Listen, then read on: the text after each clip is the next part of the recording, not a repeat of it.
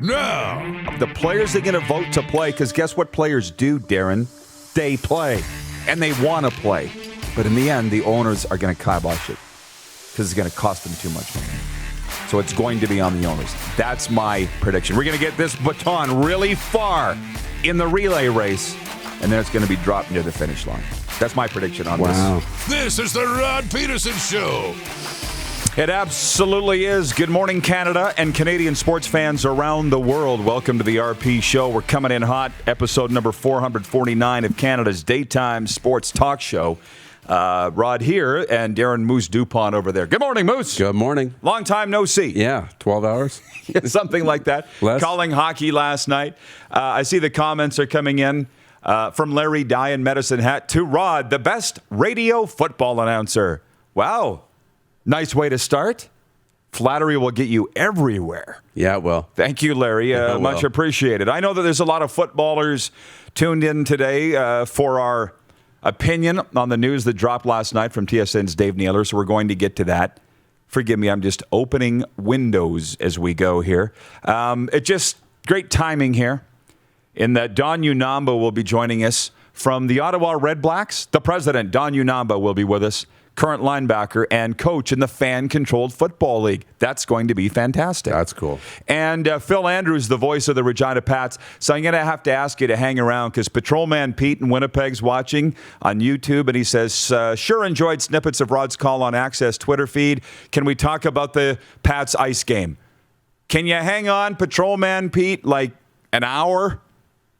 Because we're not going to talk about that right out of the jump. Because we have things to get to here in the Quick Six show topic. So please hit that, Director Jim. I should have been more ready for this, but that's fine. I'm just going to paraphrase here off the top. Topic number one. These, of course, are of importance to me, my top six. And I think, Darren, we're going to spend the whole warm-up here on the first 2 points, and that's all. Good. Okay? So number one.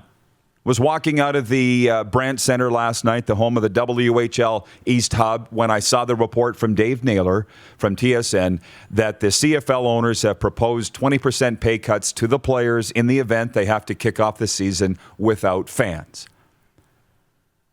Full disclosure, the very first thing I thought was, they're going to play.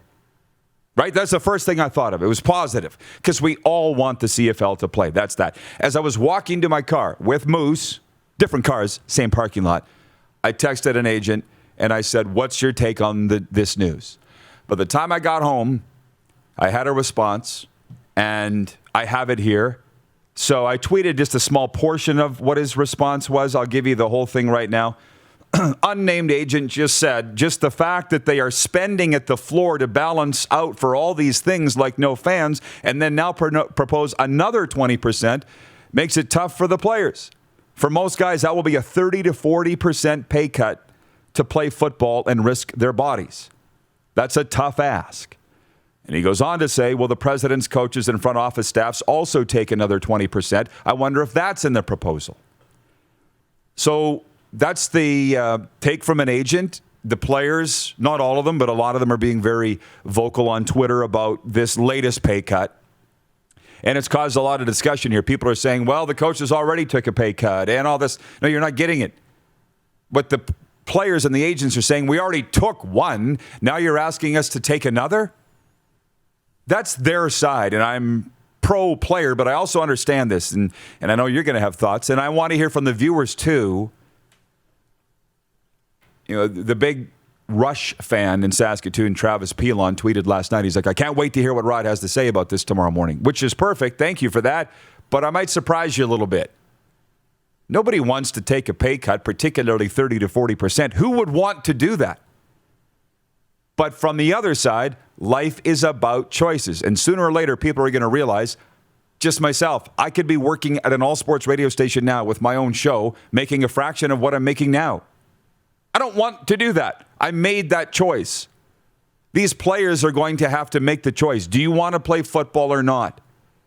And if you do, you're going to have to pick up a second job. You're going to have to push off those family plans. Things are getting real. So I'm not on the owner's side, but I wondered where the money would come from to play because I knew there was no money. And all of a sudden it's ding, this is it. This is it. They need to play to get the TSN money. TSN's going to pay them $5.5-ish million per team. Well, if they trim salaries by, on average, 33%, that gives them close to $2 million in wiggle room extra. There's your money. So it comes off the heads of the players. Again, so the players have the choice here whether to play or not and accept the terms. In the end, they're going to. They always grumble, but they always do. They always do. I don't like the direction of the CFL. I would have liked to have seen them go out and raise sponsorship by 200%. What does Paul say around here? You know, one of the owners of this show. Oh, we have this issue financially? Sell more. And then we do. Grow our business. Maybe it's in other areas in this building. That's what I would have preferred the CFL had done. Raise sponsorship. Don't take it out on your workers. But that seems to be a very popular notion in sports these days. So that's my take. Like it or lump it, you're going to have disgruntled players taking to the field this year. But if they can figure out a way, health-wise, to get on the field, they're going to play. And this is how. And TSN's the ones that are providing the money.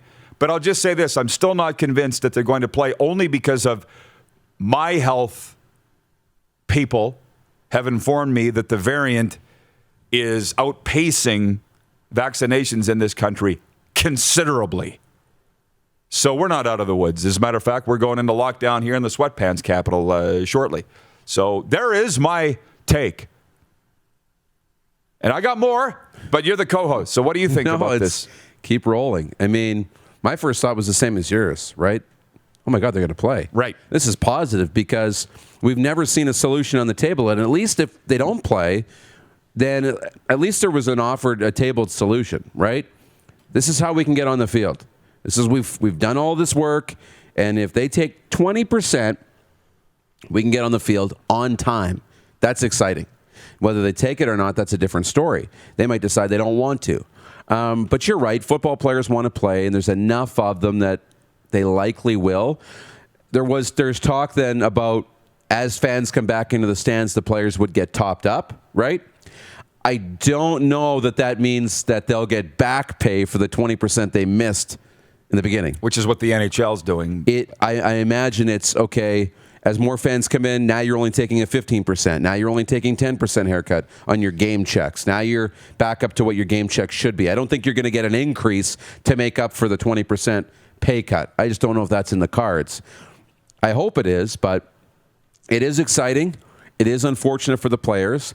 I hope the team executives, the coaching staffs, and everybody across the league is taking the pay cut as well to help pay for it. And it's not just the players. Like, I hope all the executives aren't still taking their normal wage, and all of the employees and everybody. I hope it's a collective effort that, look, we're all taking a little bit of a pay cut here, but we're all going to still be able to make somewhat of a living.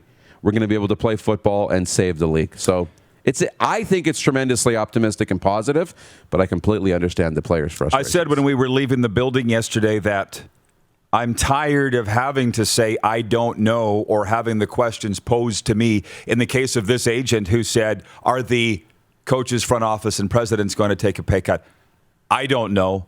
So that is a question I would like to see the leaders of the Canadian Football League answer. But the way this is moving with this news in the last 12, 13, 14 hours, it's positive to get on the field.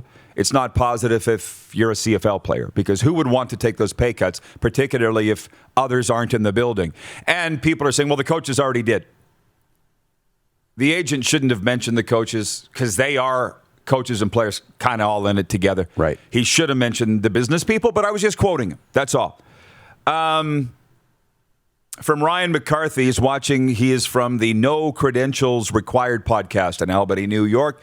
He said, here's my question. What percentage of fans will be allowed in CFL stadiums?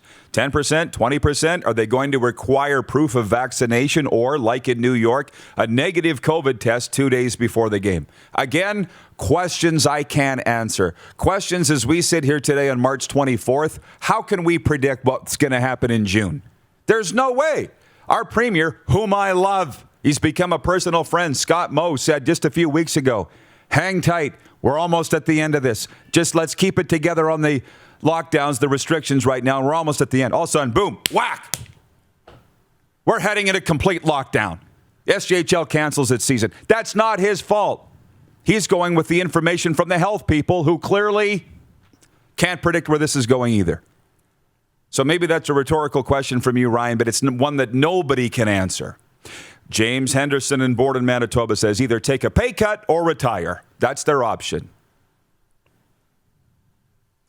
Or go play in another league, fan-controlled football or something like that. I mean, as far as a rookie, $62,000 a year Canadian-ish. You want to lop 20% off that. That's $12,000 off. So $50,000 with the exchange. We're at $77 US now.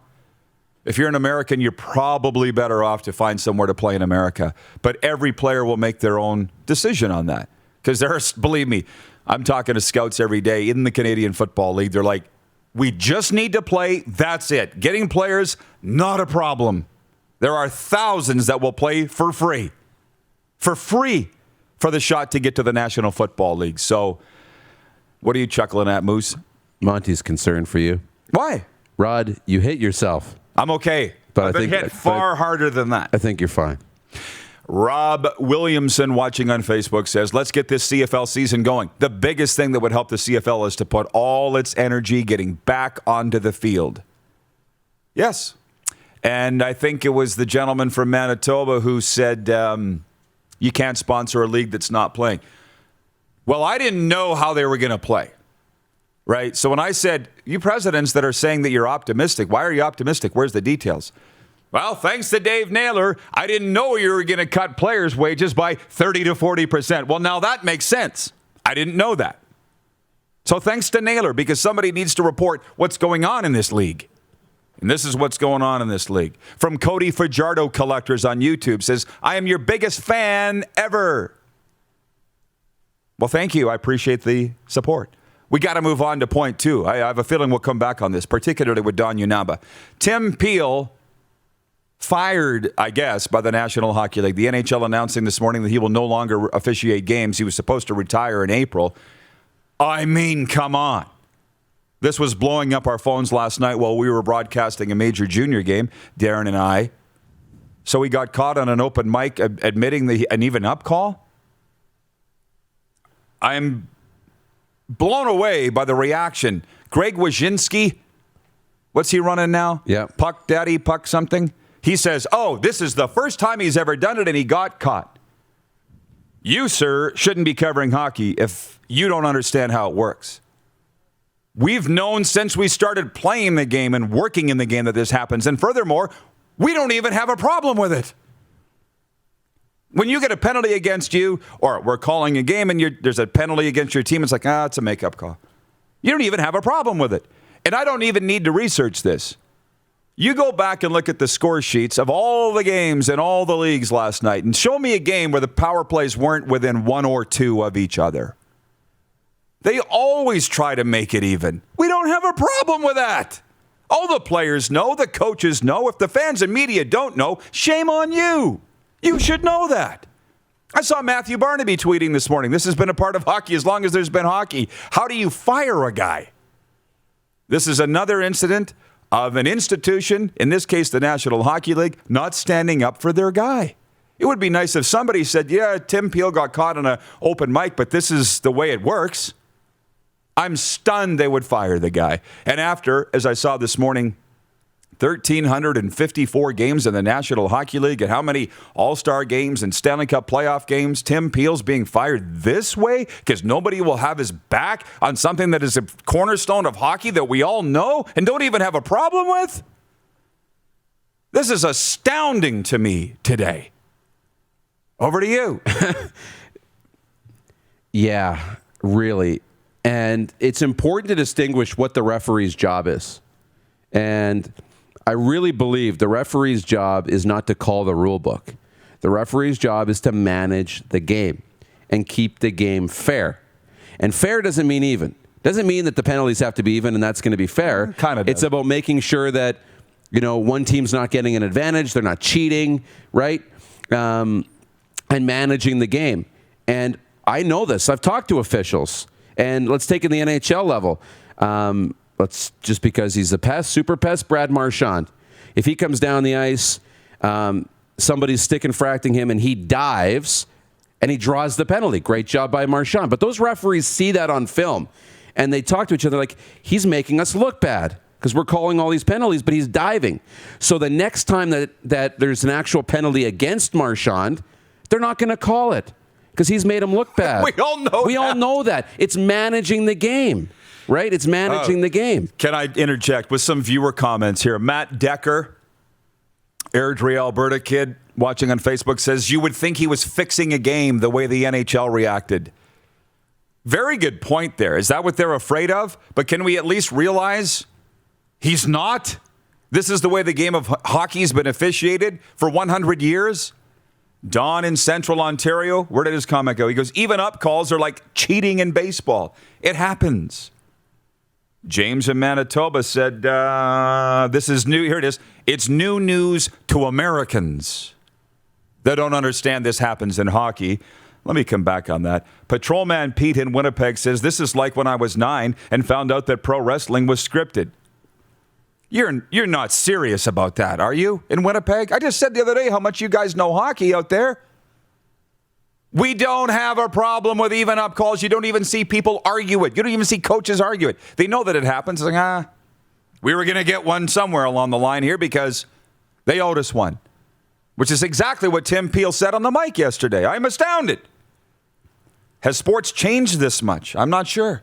Kent Ridley I don't know. Is watching in Nashville. Says, good morning, you people.